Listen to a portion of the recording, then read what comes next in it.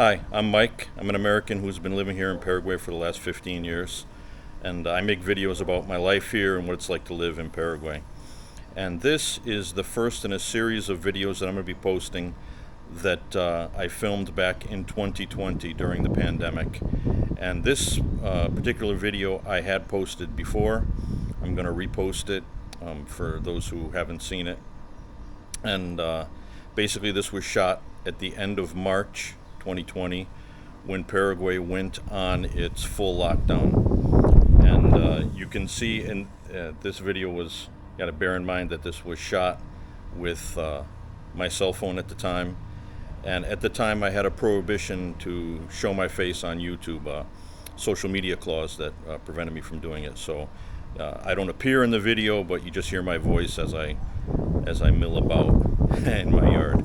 But anyway, I'm posting this so that people that are interested in Paraguay's COVID response can get an idea of what actually happened as it happened.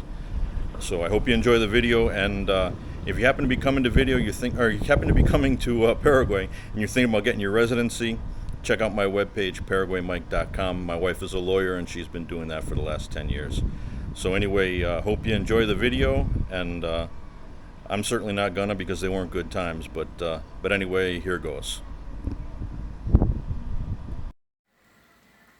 Okay, so it's Friday, the 3rd of April, and like every other Friday, here I am out at the grill, cooking up some beef ribs, some pork ribs, got some vacío back there, and some chorizo, some sausage.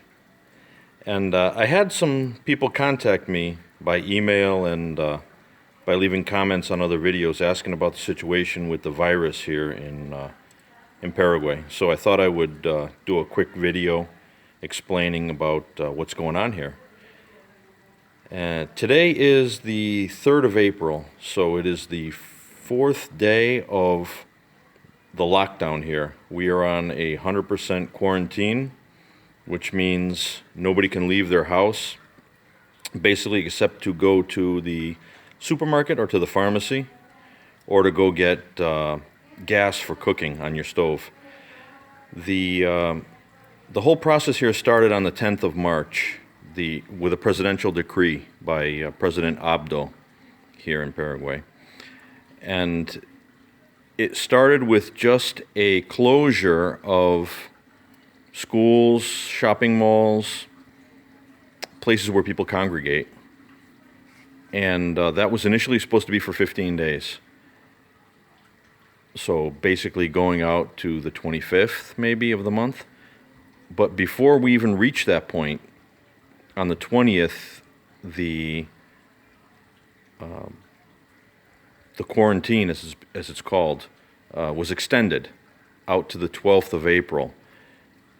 And what happened was, here in Paraguay, a lot of people, they didn't really respect the quarantine. People weren't supposed to be traveling. They're supposed to be staying at home. But Paraguay is a very social country, and people are used to getting together with their family and friends. So a lot of people were violating the quarantine rules. They implemented a curfew starting at 8 o'clock at night and going until 4 in the morning also. And people were just not respecting it. So, and you would be going to the store and you could drive by houses and there were asados and parties and everything else going on. So the government then took stricter measures, and as of 4 days ago, we are on total quarantine. There are military checkpoints, police controlling movement of cars, and only a select group of people are allowed to basically be on the road. If you're on the road and you're going to the supermarket, you're going to the pharmacy, and you're going to a supermarket that's close to you, it doesn't mean you live in one part of town and you're driving all the way across town to go to a supermarket. They're not going to buy that. But if you're going to a local supermarket, a local pharmacy, you're not going to have a problem. But as of 4 days ago, you cannot be on the road unless you're doing that, or if you're working, you have to be in certain vital job positions. So anything having to do with medicine, anything having to do with the provision of food or gasoline, security, or if you are a diplomatic official, basically you are exempt from the rules. So basically everyone else has to be inside the house. And, you can see that it's, or you can imagine that it is restrictive. I mean, here it is. It's Friday night, and we are here in Luque, Paraguay. This is my house, the new house that we're renting. And you can hear not a sound. Basically, on a regular night, you would hear people, having asado, music, basically doing the usual thing, social thing. That's all locked down. You can hear a dog barking in the background, and you can hear the motor of the pool filter here. But yeah, things have changed in the country as of 4 days ago. And what they're doing, I'm going to sit down for a little while here, take a break. I've been standing, doing the asado. Basically, as of 4 days ago, with the restricted movement, you've got military checkpoints on major roads, and they're controlling the movement of people. And if you're caught out there and you don't have a legitimate reason, you're going to get arrested and they're going to impound your car. And that's by presidential decree.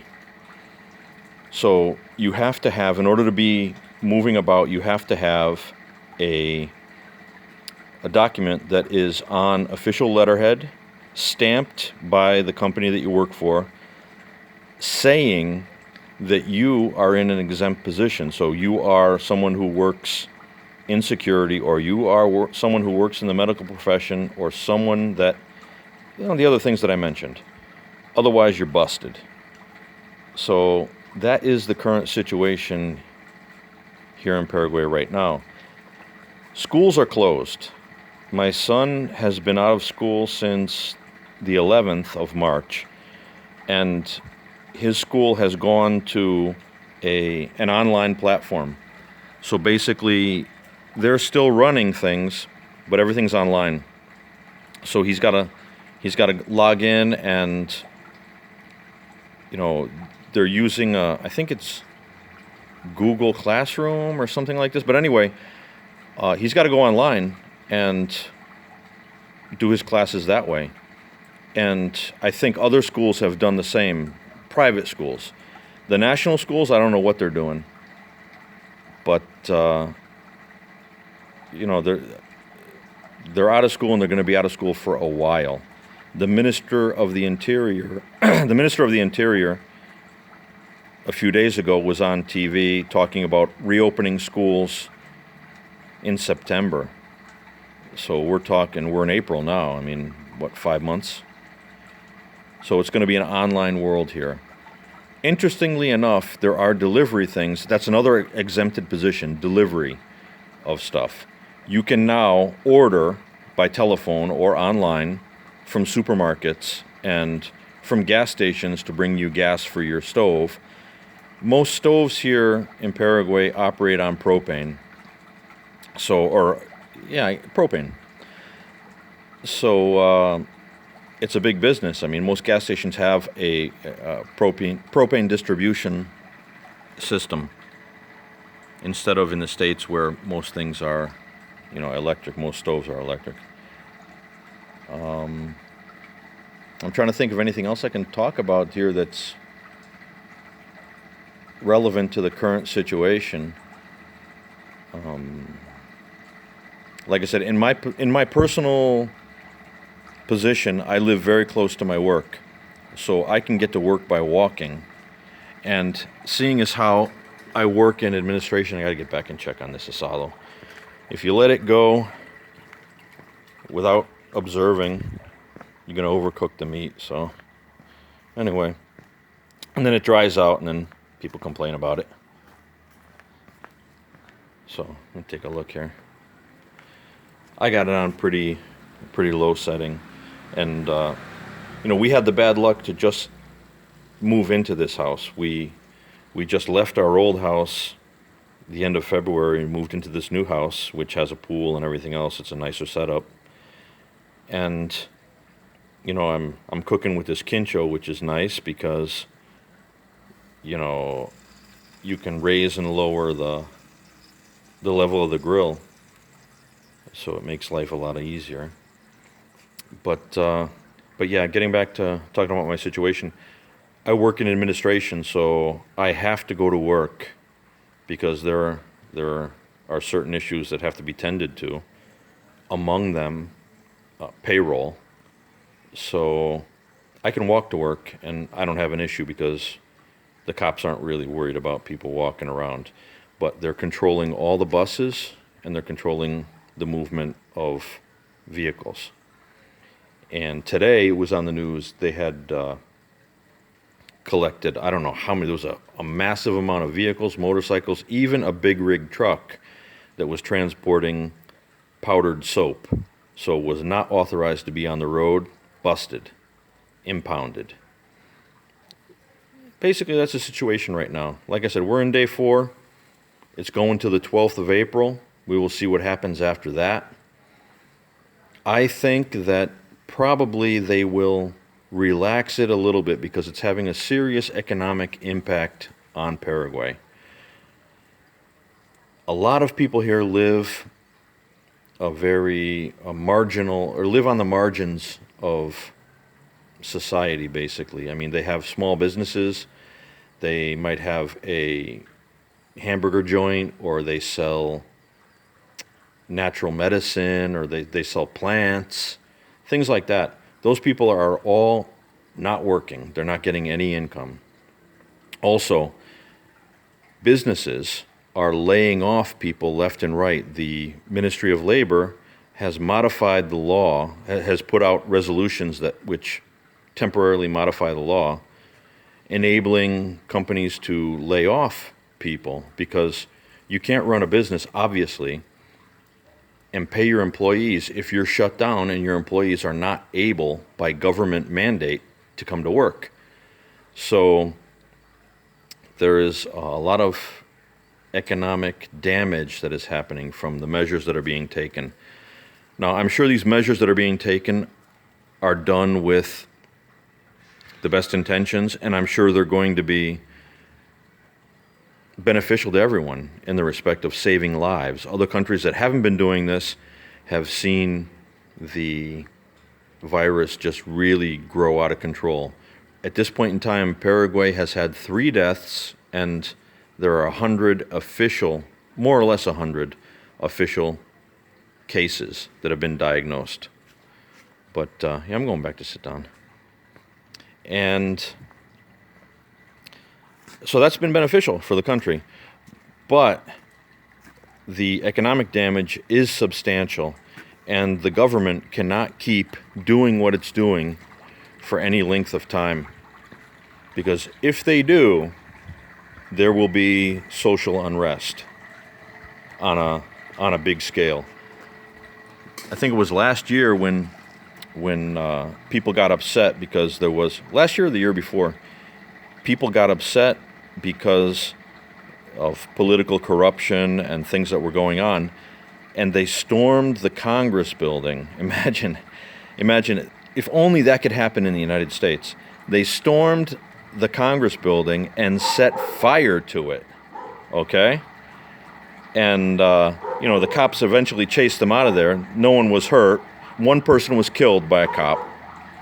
But the bottom line is that people are not going to be able to... Oh, an ambulance is going by. People are not going to be able to withstand the lockdown for very long because they're just simply not going to have anything to eat. And when this first kicked off on the 10th, the night of the 10th, I got back home from work. The first thing I did was I grabbed a hold of my wife and I said, "Get your purse. We're leaving. We're going to the store." And we bought a bunch of food.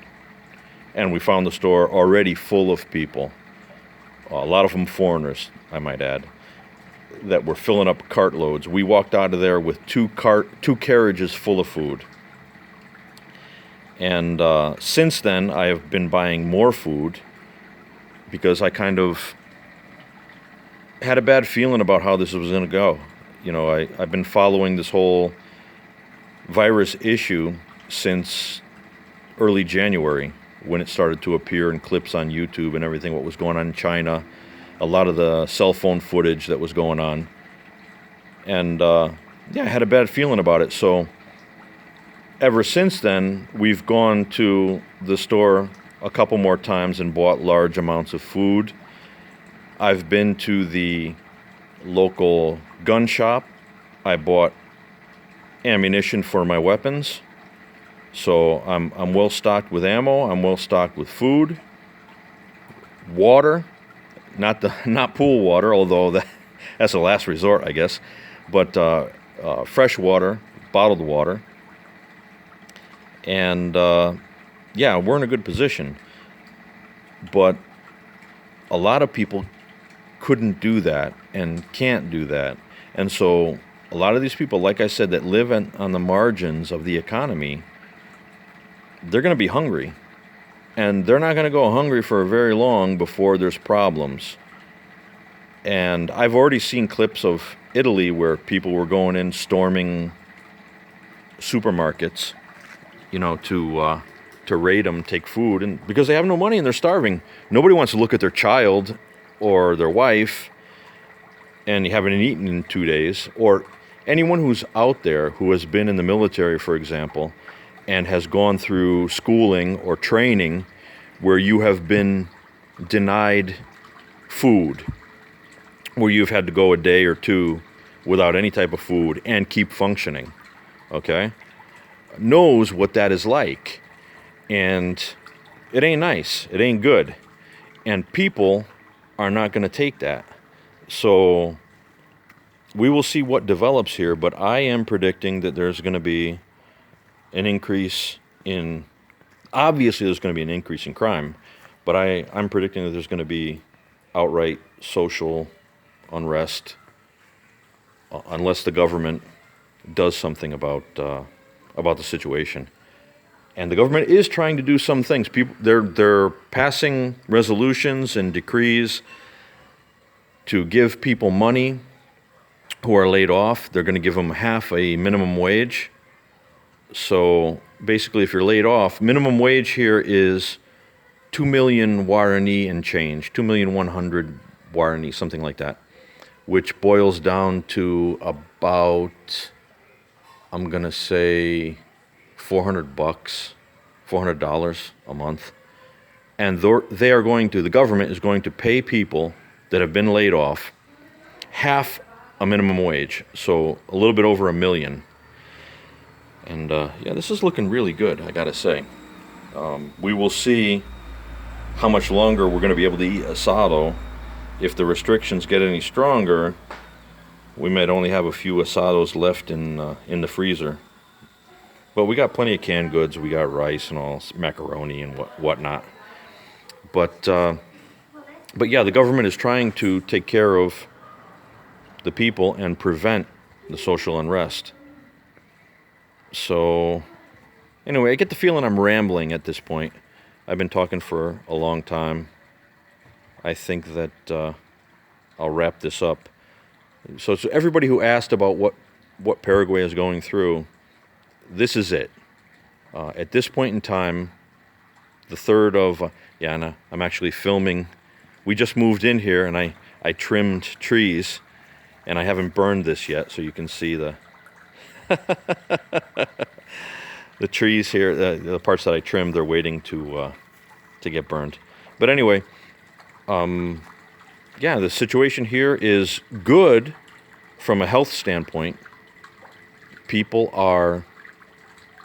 We don't have massive death. We don't have a situation like in Ecuador where you've got corpses in the street, that type of thing. But we've got serious economic problems which are appearing and which could result in another problem, which is social unrest.